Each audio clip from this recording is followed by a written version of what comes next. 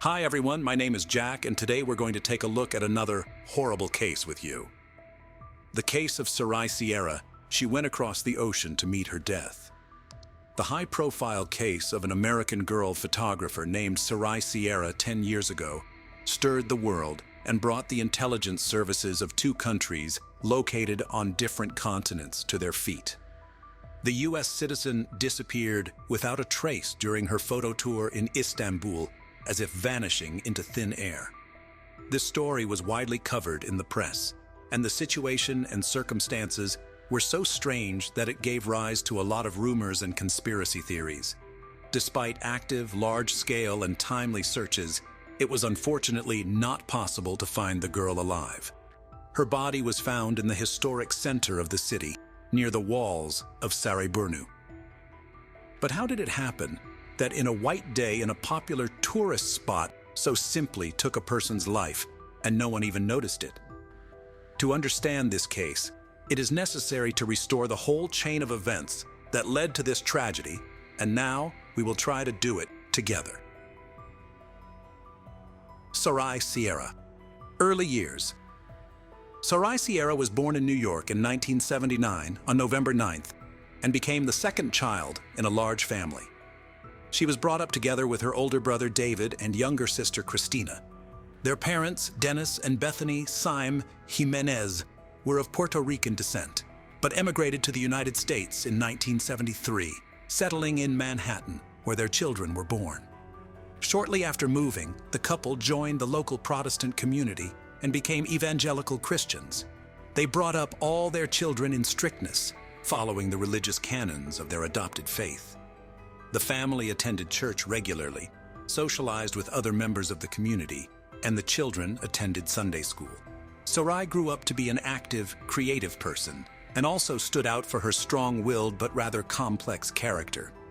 Unlike her younger sister Christina, who was a quiet, obedient, and very modest girl, Sarai was considered a rebel and a hooligan. But at the same time, she respected her parents, recognizing their undisputed authority. In the Jimenez family home, there were strict rules to which all members of the family obeyed. This applied to the daily routine of its inhabitants, many everyday moments, as well as norms of behavior. For example, the daughters were not allowed to socialize with boys, go on dates, or be out of the house after 9 o'clock in the evening. All their friendly contacts were controlled, and parents always knew where and with whom their children were. In fact, Sarai's entire life revolved around home, school, and church, and her social circle was limited to the people in those places. The active, energetic, socially oriented girl was bored and cramped within the framework in which she was kept. But her parents were sure that they were doing the right thing for the good of their children. During her school years, Sarai planned to enter a pedagogical university and become a teacher in the field of culture or arts. But closer to the end of her studies, she became interested in psychology and began to think about connecting her future profession with this field of activity. During one of the meetings of the religious community, slender, dark-haired beauty attracted the attention of a young man named Stephen Sierra. He was the first to approach her and made an excuse to talk to her. Sarai was barely 18 years old at the time, and her new acquaintance was 7 years older than her. But despite the age difference, with the approval of their parents, the young people began dating. Stephen immediately liked Dennis and Bethany, who thought that this decent, polite, and honest young man would be a good match for their daughter. Most likely, Sarai was not madly in love with the guy, but agreed to marry him, mostly for the sake of finally moving out of her parents' house and freeing herself from such tight control. It should be noted that Sarai had a good relationship with her parents, but she wanted some freedom to live her own life and plan her own future. Less than a year after meeting, in February 1999, the couple got married. The bride was 19 years old at the time, and the groom was 26 years old. Soon after, the couple moved to the state of Michigan, where Stephen's parents lived. For Sarai, this move was a real event, because before that, she spent all her conscious life practically without staying in his native New York. The change of scenery did her good, and in a new place she seemed to revitalize. Sarai enjoyed shopping for things for her new home, making it cozy, enjoying new acquaintances and new places. She got a job at a local dental office as a receptionist and was thinking about getting a college degree after all. However, Sarai soon became pregnant and had children, first a boy and then a girl. Entry into the university had to be postponed because the young woman was completely absorbed in motherhood and enjoyed it. A couple of years later, the family Sierra, with 2 children, again decided to move, and this time they went to sunny California, settling in the picturesque neighborhood of Silver Lake in Los Angeles. Here, Stephen was offered a job, but soon the couple realized that the money he was earning, they do not have enough to live on. Then, having consulted, they decided to return back to New York and settled in a modest rented apartment located near the house of the Jimenez family. At that time, the couple faced serious financial problems. Sarai was still at home with the children, and her husband had to survive on casual income, because of which they periodically had to get into debt. The situation began to change for the better when the children went to school and the young mother got a job at an advertising agency. Stephen had by then found a permanent job as a bus driver on one of the city routes. A new hobby. Closer to 30 years, when the children have already grown up and life stabilized, Sarai again remembered her long-standing plans to get a higher education. By that time, she was not interested in the pedagogical faculty at all, and Sarai chose the Faculty of Psychology, entering one of the local universities. However, Sarai soon grew cold to her studies, and the boring hours of lectures caused her boredom. She decided to look for herself in another sphere and choose an occupation that would be to her liking, inspire her, and allow her to express herself. Since Sarai had always been a creative person, good at drawing and seeing the beauty in everything, she became interested in photography and soon joined a well-known New York photography community to be able to develop in this direction. She was widely recognized as having a real talent. Sarai was able to choose the right angles and harmoniously build compositions, making incredible in its beauty shots. Even professionals praised her work for her creativity and vision. In early 2012, on the advice of her colleagues, Sarai created a page in one of the popular social networks, where she began to post her work. The success did not take long, and other users began to subscribe to the young woman's profile by the thousands, enthusiastically commenting on each of her works. In a few months, she became a real star, and the number of her subscribers continued to grow exponentially. Such a furor literally dizzied her head. Sarai felt that she could achieve more, that she wanted to develop and improve in this direction. So she made a proposal to organize a group photo tour in search of beautiful and unusual locations in different parts of the world. Sarai Sierra started with small trips around her native country, specializing in shooting architectural ensembles and various historical monuments. Her images were a great success, and she decided not to stop. Sarai wanted to travel to Istanbul, one of the most ancient and beautiful cities in the world, to capture its sights and historical sites. It should be noted that her parents were not thrilled with this idea, because she had never left the country before and never left home for so long. But Sarai was adamant. In addition, she had to be accompanied on the trip by her best friend Magdalena. As it turned out, Sarai's family was in crisis, and her relationship with her husband was falling apart. Perhaps part of the reason for her idea of a photo tour on the other side of the world was a desire to get away, change her surroundings, and reflect on what was happening in her family from a distance. Sarai had lived in a strict framework for too long, and now she was eager to do something she wanted to do, something her soul demanded. During that period, her husband's social media account began to show strange postings and statuses. He philosophized about the value of marriage, about love and mutual respect between husband and wife, and also noted that he would not cheat on his other half, even if the marriage hangs in the balance. In one of the posts, Stephen opaquely hinted that his spouse was unfaithful to him, but a few hours later he deleted the publication, leaving the questions that appeared under it unanswered. Stephen obviously didn't feel happy and loved and tried to show it to everyone through his social media page. Sarai was experiencing similar torment, but kept it to herself, trying not to complain and focus on her creativity. The long-awaited trip. Shortly before the planned tour, Sarai learned that her best friend would not be able to travel with her because of problems at work. The young woman was very upset, but did not change her plans because she had been going to it for too long. Sarai's relatives were concerned about the fact that she would fly alone to a foreign country across the ocean, but she assured them that everything would be fine, promising to call, write, and send photos every day. In addition, Sarai was also planning to visit Germany and Austria, where she had several commercial photography assignments already scheduled. Her entire trip was literally scheduled by the hour, and she was not going to deviate from the schedule. On January 7, 2013, a young American woman boarded a flight from New York to Istanbul.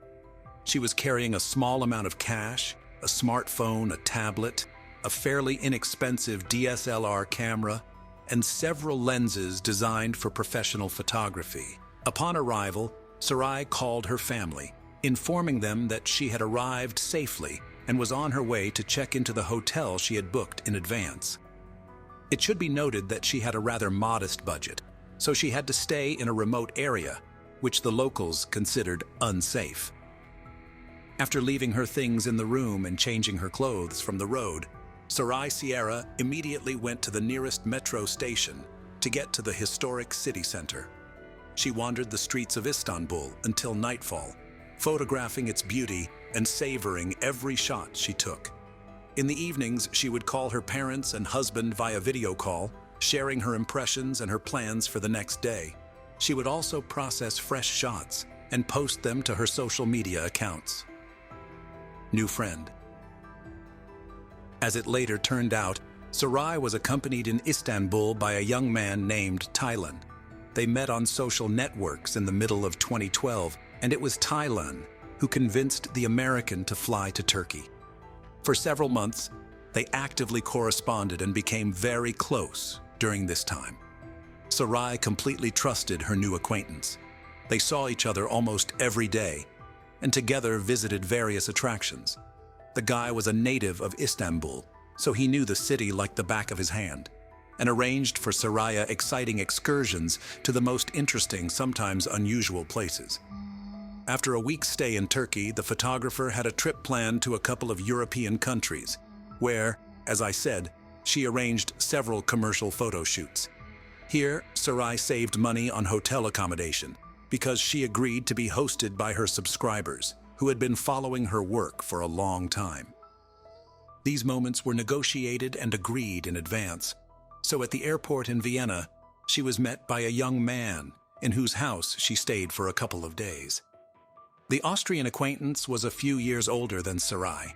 He himself was fond of photography and admired her works, so he was eager to communicate personally with such a talented photographer. The trip went according to plan.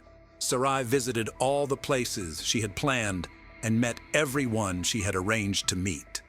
On the third day, she flew to Berlin, where she was also met at the airport by her subscribers, who gave her a tour of the city. After finishing all her business in Germany, the photographer went to the airport again and returned to Istanbul, where she planned to stay for 2 more days before returning home. Upon arrival, she was met by Taylan, with whom they spent the day driving around the city, and afterward they went to a popular local bar together. It was after midnight when the Turk escorted Sarai to her hotel, where they said goodbye. A mysterious disappearance in a foreign country. On January 21, 2013, the last day of her photo tour, Sarai called her parents and husband to let them know what time and what flight she was taking to New York. She had never been away from home for so long before, so everyone was happy that her trip was finally coming to an end. However, Before leaving, Sarai decided to take one last walk around the city and take some more beautiful shots for her account. At the appointed time, Sarai's father arrived at the airport to pick up his daughter because her husband was at work and could not make it. He arrived early because he was afraid of getting stuck in traffic and not being on time. They announced the arrival of the plane. All the passengers got off, but Sarai was not among them. Her phone was also unavailable, and all attempts to contact her were futile.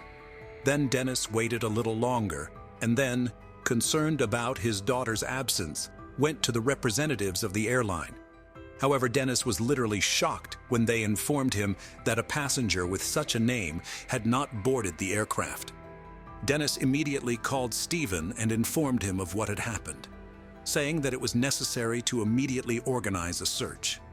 Sarai's husband first contacted the hotel where his wife was staying in Istanbul, but there he was told that her belongings were still in the room, and she had not checked out, although she should have done so yesterday, and did not appear in the hotel for the second day. This information caused a real panic among the family members because they did not know where Sarai was and did not understand how to proceed. Stephen, who had access to his wife's accounts, decided to check them, looking for some clues. There, he found his wife's correspondence with Thailand, which seemed very suspicious to him. Nevertheless, he decided to contact the Turk himself to find out what he knew. But Thailand claimed that he had seen the missing woman the day before the planned departure, and before the flight she did not even call him, although she promised. Sarai's family immediately reported the incident to the American embassy in Turkey, and a day later, a large-scale search operation was organized on the spot, for which a special unit was even created. Almost immediately, Sarai's husband and parents flew to Istanbul, deciding that they needed to be personally involved in the search. Besides, not much time had passed since her disappearance, and there was a high probability of finding her alive. Investigating police officers. The first thing decided to determine the social circle of the American and talk to those who saw her shortly before she disappeared. To testify were called employees of the hotel where she stayed, as well as her friend Thailand. The hotel manager stated that he last saw a Ms. Sierra the night before she left. She was leaving with a small bag and a camera in hand. She was supposed to check out later, but never showed up at the hotel again, and the next morning they received a call from her worried husband, who informed them that Sarai's belongings and documents were still at the hotel. The receptionist also described the clothes Sarai was wearing that day. The situation with Tilan was much more interesting and ambiguous. First, the guy's name was actually Tarkan, and why he introduced himself to his new acquaintance with an assumed name was unclear. Secondly, they had been in close contact for several months before their meeting, and Sarai had arrived in Istanbul at his invitation. All of this suggested that there was a romantic relationship between them, but Tarkan himself categorically denied it, claiming that they were only friends. The next stage of the investigation was to recreate in as much detail as possible the route that Sarai took that day. For this purpose, her cell phone data was checked, as well as street CCTV footage. Thus, it was established that the young woman took the subway to Sultanahmet district, visited the promontory between the Bosphorus Strait and the Golden Horn Bay, visited Eminonu Market, but there she was lost in a large crowd of tourists. Then her trail was retraced to the subway, where she was going down to go to the Sarai walls, but she soon disappeared from the camera's view again. Frightening discovery.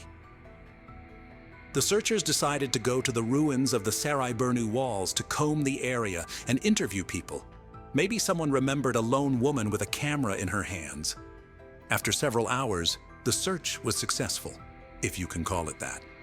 The body of a young woman with no signs of life was found near the ruins of the walls of ancient Constantinople. It was covered with an old dirty blanket, so it was not conspicuous. Investigators assumed that it was in this blanket that Sierra was brought here. Forensics believed the body had been there for about 10 to 12 days before it was found. There were no clothes on the lower part of the body, which immediately prompted a version of violence, which was later confirmed by experts. The autopsy revealed that Sierra died from a blow to the head with a blunt, heavy object, but there were also several hematomas on her body and a couple of ribs were broken. In addition, pathologists found particles of epithelium and blood under Sarai's fingernails, and this indicated that she had defended herself and scratched the perpetrator. The crime looked strange and even ridiculous because the victim's bag, smartphone, and camera were stolen. But at the same time, she was wearing gold earrings, wedding ring, and expensive watch, which immediately caught the eye. All that could be found on camera footage from the area was a young woman who looked like Sarai, filming something on her phone, and then a man approached her, either hitting her or pushing her, and then they both disappeared from the camera's view. The attacker was not immediately identified. Versions and conspiracy theories. Almost instantly, the information was leaked to the media, almost provoking an international scandal. The whole point is that from the TV screens and from the pages of newspapers every day appealed to people to help in the search for the missing American woman and tell if anyone knows anything. But at the same time, the investigation was silent. And when the body was discovered, the situation became even more confusing. Many people wondered why a young married woman suddenly flew alone across the ocean. What was she doing in Istanbul and Europe, and with what funds had she traveled there? It all looked suspicious indeed, and investigators initially thought that Sarai had gone to see her lover, Taylan, aka Tarkan, and afterward flew to another man in Austria. But both her buddies denied being intimate with the victim. Later, it turned out that the man who sheltered Sarai in Vienna has a criminal record, in connection with which there was a version that he could use the American as a drug courier. But a thorough check did not confirm this speculation. There were also rumors that Sarai could work for the U.S. intelligence services and to collect information in other countries. Allegedly, hence the money for intercontinental flights. This version looked untenable, so it was not even seriously considered. The investigation of this high-profile case was carried out by Turkish special services, together with the FBI. But at first, they did not have any serious leads. Only a few weeks later, the police came to the alleged perpetrator, a previously convicted and unemployed guy named Tal Sali, collecting waste paper on the city streets. But it was not possible to communicate with him, because almost immediately after the crime, he borrowed money from relatives and left the country, presumably going to Hatay province, where he illegally crossed the border with Syria. After obtaining a warrant, police searched the suspect's home, where they took a sample of his DNA and compared it with skin particles and seminal fluid found on the body of the murdered woman. After that, the last doubts were dispelled. Tal Sali was the perpetrator of the crime. In addition, the victim's phone was last switched on in the neighborhood where he lived. When it became known that the criminal fled to Syria, the special services lost all hope of getting to him. But soon, fate itself gave them an unexpected surprise. This guy was detained while trying to cross the border illegally again, but this time he was trying to return to Turkey. He joined the rebels in Syria and obtained firearms, but was injured in the conflict and decided he would be safer at home. However, he made his way back with his weapon, which was the initial reason for his arrest. But the local police soon realized who was in their hands and immediately reported him to the security services. When Tal Sali was brought in for questioning, his story was literally discouraging with horrific details. He saw a young woman on a hiking trail along the walls of Sarai, and for a few minutes he simply admired her and watched her taking pictures. When he got closer, Sarai tried to ask him something using gestures, but due to the language barrier, he never understood what she wanted. However, he noticed a brand new iPhone in her hands and an expensive camera around her neck. As Sarai walked on, he followed her, already determined to rob her. It was getting dark outside, and there were no other people near the wall, at least in sight. At one point, Sierra turned around and, as it seemed to him, took a picture of him. That action became a trigger of sorts. Tal Sali grabbed a boulder and lunged at Sierra, hitting her hard in the head. After that, they literally rolled together down to the ruins of the wall, hence probably bruises and broken ribs on Sarai's body. Then Tal Sali, taking advantage of the unconsciousness of the victim, decided to commit violent acts of intimate nature. The perpetrator then delivered another severe blow to the head to finish Sarai off. Tal Sali took the victim's bag, her camera and phone, and walked away. On his way, he came across the same blanket that someone had thrown away and decided to return to cover the victim's body with it. By that time, it was finally dark outside, and the chances of meeting someone at the wall were minimal. Once back, the perpetrator dragged the body a little to the side, positioning it so that it would not be visible from the hiking path. He then covered it with a blanket and left. Surprisingly, while the search for the American woman was going on, the perpetrator visited the crime scene one more time to make sure Sarai was dead and her body was lying where he had left it. When Tal Sali learned from the news that his victim had been found, he realized that the police would quickly get on his trail, so he decided to flee the country, borrowing money from his sister, who always felt sorry for him. By the way, he was never able to realize the stolen goods. The camera was broken in the process of falling. The smartphone had a password, which the criminal unsuccessfully tried to unravel while at home, hence the signal, and all the other stolen items he threw away when he went on the run. The defendant did not deny his guilt, and judging from his accounts, he did not regret what he had done, nor did he suffer from pangs of conscience. As key evidence, DNA forensic evidence was presented, which confirmed that it was his skin that was found under the fingernails of the murdered woman, and his seminal fluid was found on her body. Also, Sarai's cell phone was last switched on in the vicinity of his residence. In addition, the case file was supplemented with a video surveillance camera recording of the attack itself. After all the evidence was presented, it was decided that a psychiatric examination was necessary because of the belief that Tal Sali was insane. This idea was suggested by his actions, behavior, and the calmness with which he described in detail the atrocities he had committed. But experts concluded that he was sane and fully aware of his actions when he attacked his victim. In the summer of 2014, the judge finally delivered the final verdict. Tal Sali was found guilty on all counts against him and sentenced to life imprisonment. Sarai's relatives considered this decision fair. The body of the murdered American woman, after all the necessary expert examinations, was transported to her homeland in New York, and all related costs were borne by a Turkish airline. Sarai was buried in compliance with all religious rites and traditions. Family members of the deceased created an internet site dedicated to her memory, where they published her works, which had not appeared anywhere before. The photos were a great success, and people from different parts of the world were ready to buy them. The money received from the sale of pictures, the family saved for college education for orphaned children, Sarai. As for Stephen, he categorically denied that in his and his wife's family life was a crisis, which pushed the young woman on that fateful trip. Soon, Stephen became close to a girl from the Christian community who supported him in a difficult period and often came to his home to help him with his children and household chores. 2 weeks before the first anniversary of his wife's funeral, Stephen walked down the aisle with his new chosen one. When the perpetrator was finally sentenced, Stephen was already married and preparing to become a father again.